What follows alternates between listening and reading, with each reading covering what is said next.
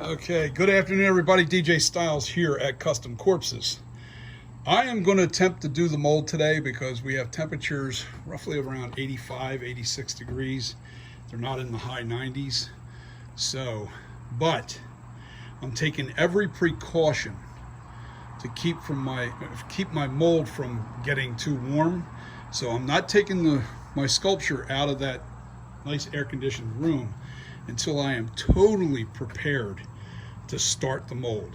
And I have my wet clay here for my barrier wall. I just added a little bit of water to it, sprayed some water down inside of this.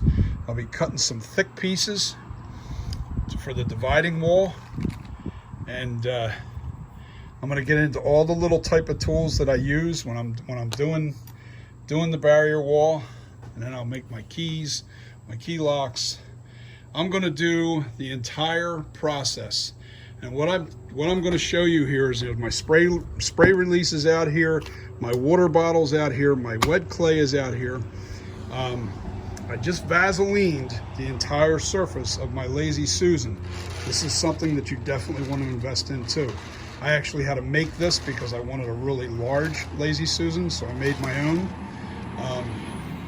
It holds the armature really well, and you want to be able to spin this around to get to all the areas.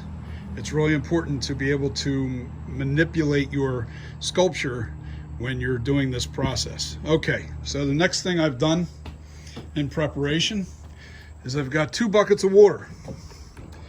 Now the first bucket is the dirty water.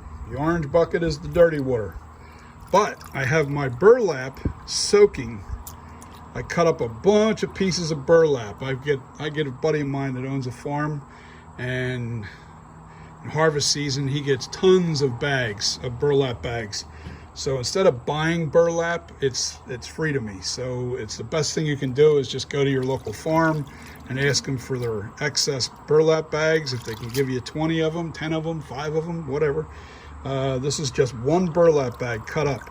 Now I don't use anything that has a seam on it. I cut the seams away. So there's probably a good 30 pieces of 5 to 6 inch burlap pieces in there. Now this is the clean bucket water. Now what I do is I dip out a little bit of water into this bucket, and then I add my plaster, my Ultra Cal 30, to this bucket. You do not put plaster in there first and then add water. You always, very important, you put the water in there first, and then you sift in your plaster and to get good saturation. And never manipulate, never shake it, never stir it. You just want to spritz it in there until you get little mountains of plaster, dry plaster at the surface. And then you're at total absorption, and then what you want to do is let that soak, and you'll see it looks like cracks in a desert, and it's wet. When it gets to that point, then you're ready for stirring it up and applying your plaster. All right, so that's the bucket for my plaster. This is the clean water bucket. Now when I go to clean out my water, my plaster out of here, I'll be dipping it into the dirty bucket. Trust me, you do not want to put this in your sink, because you will have a plumber replacing every pipe in your house if you dump your plaster down your drain. So please don't do that. Make sure that you use a dirty bucket water, dirty water in a bucket to clean out your plaster that's remaining in the bucket. And you know, the plaster will sink to the bottom, and it doesn't matter if this gets a little plaster in it, because that's going to get soaked in plaster anyway when I go to put the burlap on the last coat of the stone. Now I call it stone. You know, Ultra Cal 30 is basically nothing but a real fine mortar mixed with plaster, and the mortar that they use is real fine, and it's really hard for Ultra Cal 30. There's different grades of the mix, If you can find the ratio, mortar to plaster, you can make your own ultra cal. But anyway, the preparation is everything. If you're really well prepared, you're going to have your best results.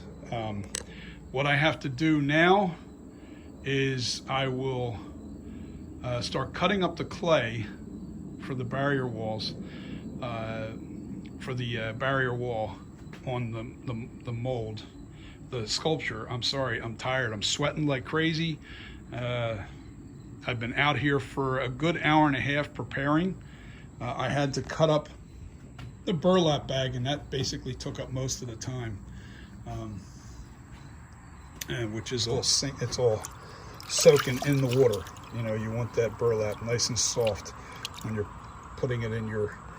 Because what I'll do is I'll make on the final coat, make plaster fairly thick, and then take the burlap pieces and dip it into the plaster, then stick it on the sculpture. So the first thing I have to do is go get the sculpture and start cutting up this clay and making the barrier wall. And that's going to be the first, well, this is the first video, is teaching you how to prepare. Make sure that you're well prepared. Make sure you have plenty of these chip brushes too. You want to have them readily at hand. I have probably another 4 or 5 of them I'm going to go get out of the room, and just keep them readily at hand.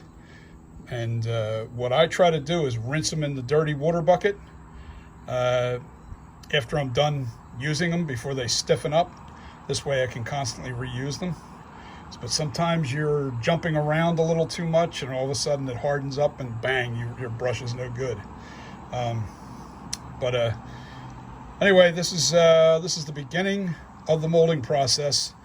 And I'm going to teach you how to do the entire mold process from start to finish. This is the first video, and it's about preparation. Making sure that you're well prepped, because if you're not well prepped and you have to stop along this process, you got a chance of having your plaster hardening when you don't want it to happen yet. You know, just all kinds of not good things can happen to you if you're not well prepared. So make sure that you're well prepared. This is the first step into molding, making a mold from your sculpture. All right, so I'll be back, and I'll have the camera on its stand over here facing down, because the light is coming in too strong over here. It should be a little better when it's facing away, and I'll be standing in front of the camera. You'll be able to see me working with the plaster, and I'll try to make sure that I'm in sight. I'll make sure I put the camera on, you know, the where I'm working. I will go out of my way to make sure that happens. So peace, love, and I'll see you on the next video. This is part 1 of how to mold your sculpture.